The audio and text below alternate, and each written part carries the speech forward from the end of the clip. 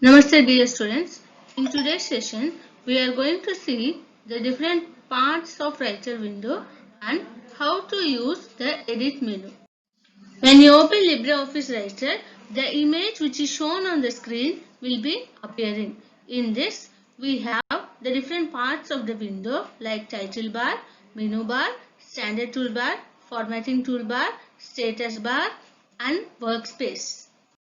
The title bar is located at the top of the window and it displays the name of the currently open document. Next to the title bar is the menu bar, which is located just below the title bar and shows the menu items like File, Edit, View, Insert, Format, Tables, Tools, Windows and Help. When you click on any of the option on the menu bar, you can see a drop-down list which contains commands to perform some actions in the document. For example, if you click on the File menu, you can see the drop-down list containing menu options like New, Open, Close, etc. In the same way, all the menus on the menu bar contain some options which are used to perform certain actions or operations in the document. Next to the menu bar, we have toolbars. By default, the standard toolbar and the formatting toolbar will appear when you load LibreOffice Writer. But if you want to load any other toolbar, we can activate it by clicking on the View menu and selecting the toolbars of the submenu. Now, coming to the standard toolbar. The standard toolbar contains commands in the form of icons. Next to the standard toolbar, we have the formatting toolbar.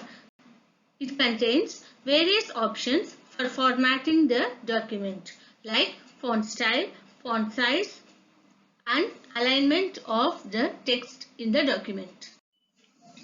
The next part of the Writer window is the status bar.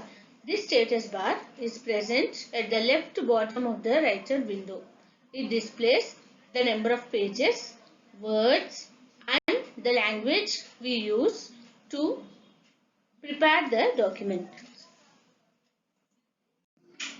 We have the scroll bar in the Writer window which is used to scroll the document. We also have the zoom slider which allows us to change the scale of the text and the pictures. Next, let us see about the cursor movement. Text cursor is nothing but it's a flashing vertical line in the body of the text.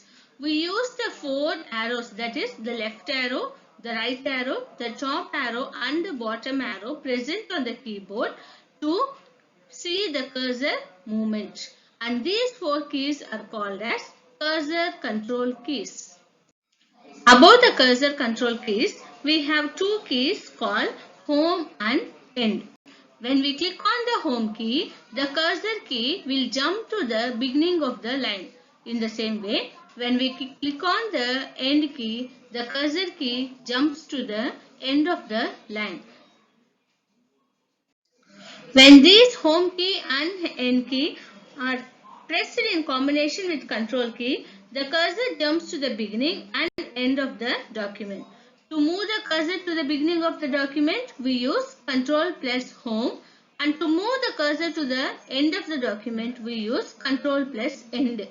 Next, let us see how to edit a document. We do this using the Edit menu in the menu bar. The first option in the Edit menu is Undo and Redo. The Undo option is used to erase the last change done. And after undo, if we want to go back again, then we use the redo option. The keyboard shortcuts for undo is Ctrl plus Z and redo is Ctrl plus Y.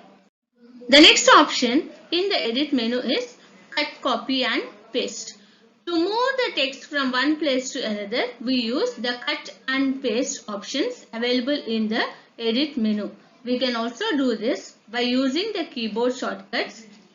For cut, we use Ctrl plus X and for paste, we use Ctrl plus V. The cut option will remove the text from the first place and place it in the next place.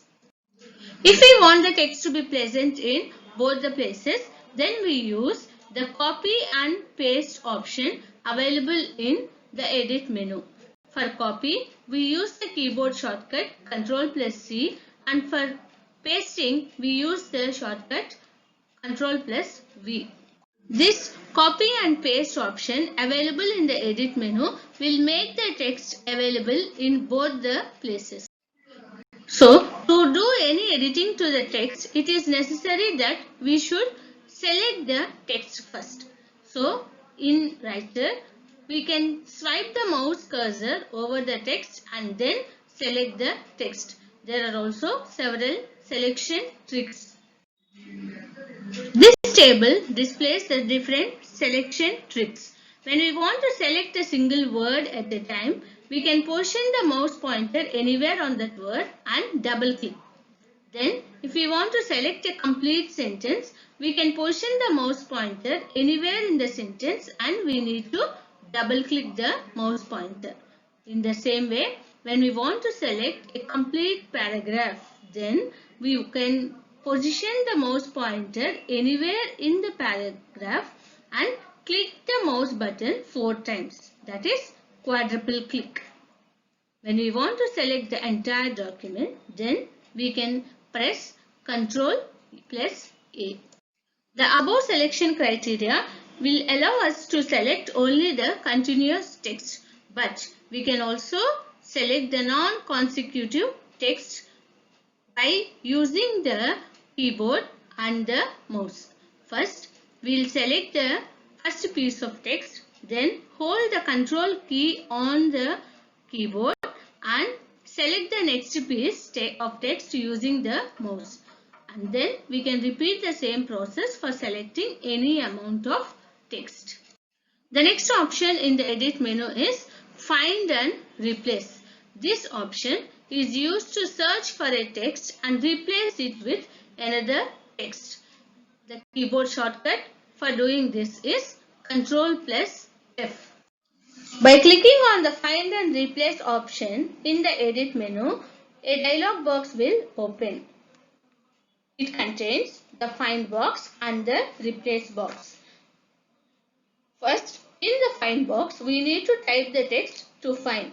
Then, to change the text with different text, enter the new text in the Replace box.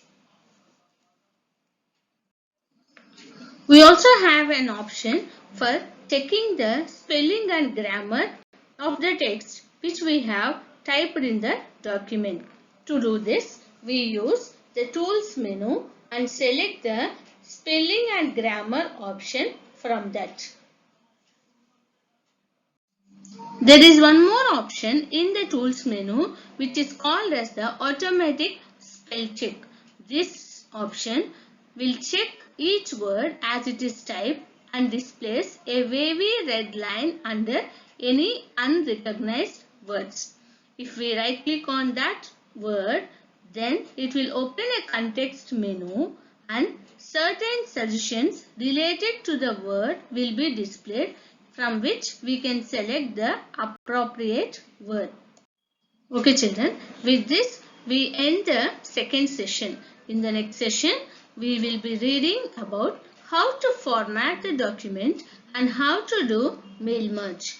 Thank you.